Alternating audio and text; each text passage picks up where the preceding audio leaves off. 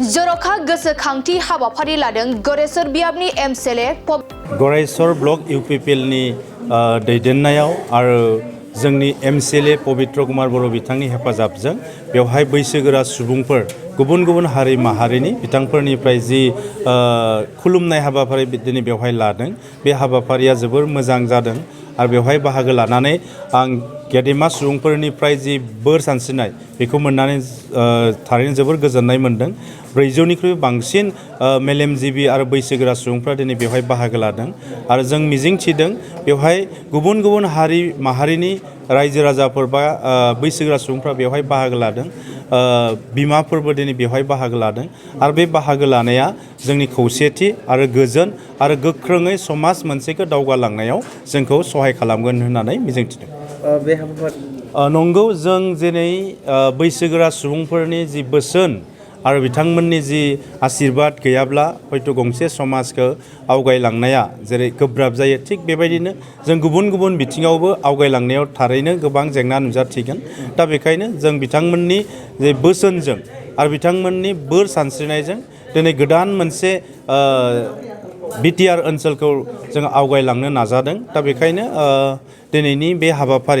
हाबाफारिया मोनसे मेसेज जे थांनाय गोलाव समाव जिबायदि जेंना जेंसिजों बे ओनसोलफ्रा बारबोबाय दिनैनि मोनसे थासारियाव दिनै मोनसे गोजोन थासारि आरो जेथिंबो जौगानाय आरो प्रमद बर' बिथांनि दैदेननायाव बिटिआरनि गाहाय मावफुं सोद्रोमा बिथांनि दैदेननायाव दिनै बिटिआरनि फारफ्रोमबो दिगाव गोजोन आरो खौसेथिजों लोगोसे जौगानाया गोख्रोङै दावगालांगासिनो दङ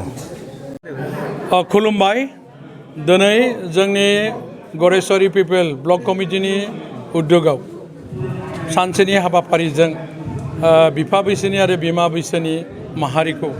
जे बरायनाय जिथु हाबाफारि बे हाबाफारिखौ लानाय जायो आरो बेयाव 400निबो बांसिन माने आइ बैसोनि बिमा बैसोनि बिफा बैसोनि बिथांमोना नुजाफैदों आं जोबोद गोजोननाय मोनदों जिहेतु इउपिपिएल दोलोनि फारसे बिथांमोनाबो आस्था दङ हिसाबै नुजाफैदों बेनि थाखाय आङो दिनैनि जिथु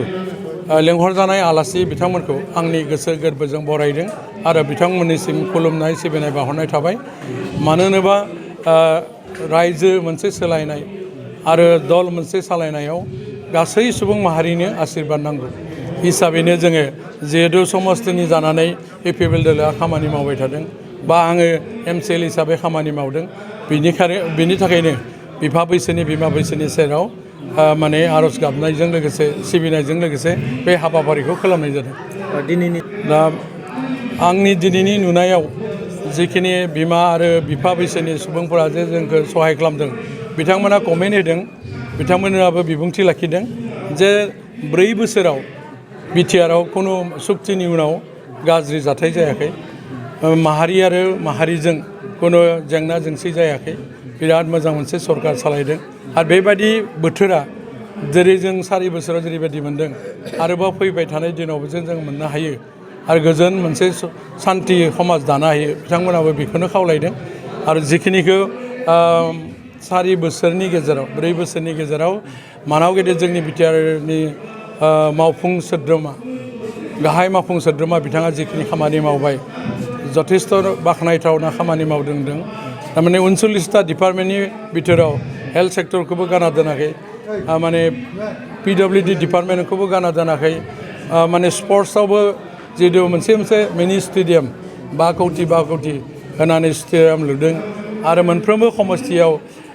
1 कौटिनि मोनसे कमिउनिटि हल 600निफ्राय 700 बेबायदि मोनसे गिदिर आसनि आरो प्रतिटु माने कलेज आरो हाई सेकेन्डारिफोराव माने आन्थु गाथुनिनि थाखाय बिथाङा जे आसनिफोरखौ होदों दा हिसाबै आंनि गरेस्वर समस्थियावबो जोङो दिनै स्पर्ट्सआव मोननै माने 5 कौटि आरो 5 कौटि बरगुलि बिसिडिसिनि सिङाव 5 कौटि आरो गरेस्वरनि गेजेरावबो 5 कौटि दा माने सेंसन जानो थांबाय थादों हिसाबै जथेस्थ' खामानि माने हरनायखौ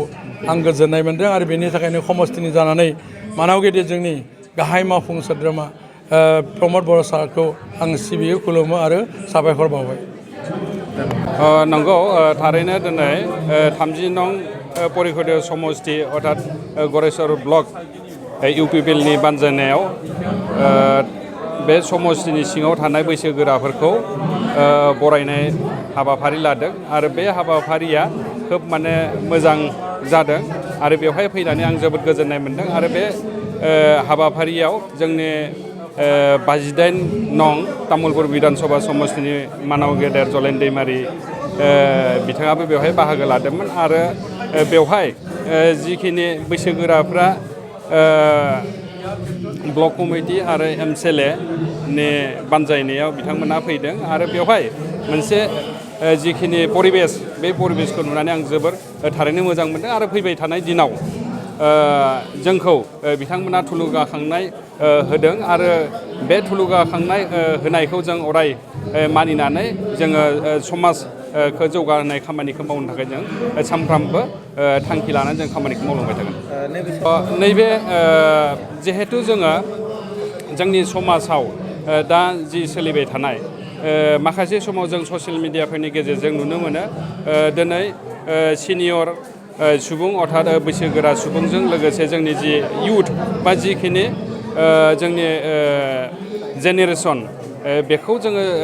डिफारेन्स जानायखौ जों नुनो मोनदों माखासे समफ्राव बा ससियेल मिडियाफ्राव नाथाय दिनैनि जि प्रग्राम बे प्रग्रामनि हाबाफारिजों जों बेखौनो जोङो माने खामानि मावदों मा जोङो बैसोगोराजों आरो जोंनि इयुथफोरजों जेन खुनु बेवहाय डिफारेन्स थाया बेखौ लोब्बा लाखिनानै बे खामानिखौ मावदों आरो नैबे जि खामानि मावनाय हाबाफारि आङो दिनै गरेस्वर ब्लक UPPL जों लोगोसे मानाव गेदेर जोंहा बे समष्टिनि MCLA बिथांखौ आङो जोबोद धन्यबाद होदों आरो फैबाय थानाय दिनाव जोङो रायजोजों थानानै जों खामानि मावनो जि मोनसे सुबिदा बेखौ जों सानफ्रामबो मोनबाय थागोन होननानै आङो मिजिंथिदों